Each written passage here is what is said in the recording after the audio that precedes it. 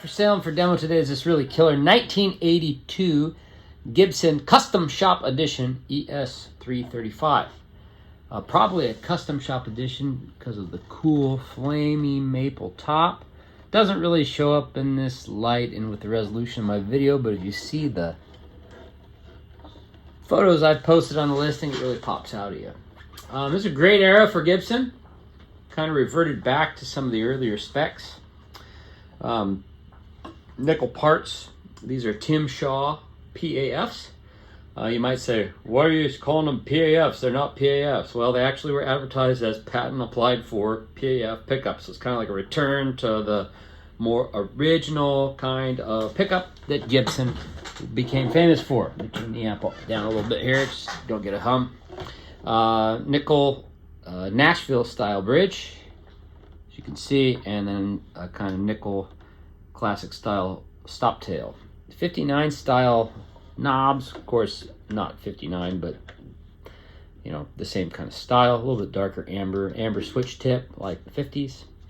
Got the 70s, late 60s style shorter pick guard, mid 60s style shorter pick guard. But if you put a long pick guard on here with the dot neck, it'd look a lot like a 59. If you're familiar with the Heritage 80 Les Pauls, this guitar has very similar sound and specs, build and construction to those. So take that for what it's worth. Nickel Grover tuners. But of course there you can see the, let's see if I get a better shot of it. Right there, Custom Shop Edition.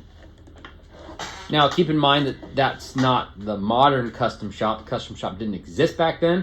But you do see that on some special, other special order, special made, or special edition kind of guitars that they made. Most likely in this instance is probably the flamey natural top. Nevertheless, it's a great ES-335.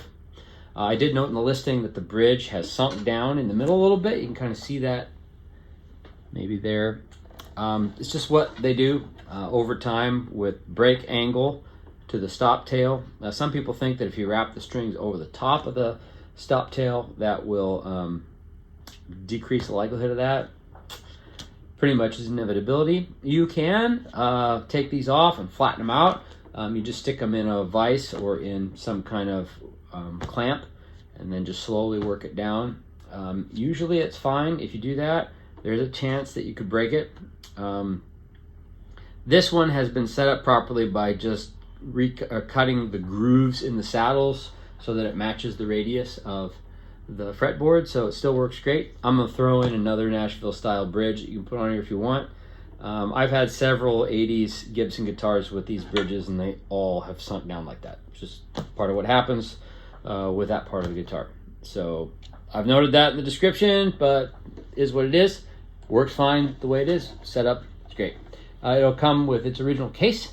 And yeah, it's a really lovely sounding, great playing guitar. I'd say the neck profile is definitely medium. It's not super slim, but it's not a baseball bat. Probably closer to 60s neck if you're thinking modern Gibsons than 50s neck. But still very comfortable, very playable neck. It's a wide neck like you usually want to see on these guitars. And yeah, it's great playing dot neck ES-335. Best place you can buy this in terms of price and at checkout and everything is on my website below. For now, anyway, as smaller sellers don't have to charge sales tax out of state in checkout. So that's one added bonus, at least at checkout for you. You need to be aware of all the laws regarding use tax in your state, but that's on you. I don't have to charge it to, I don't charge it to you at checkout. 1982 Gibson ES-335. Thanks for checking it out.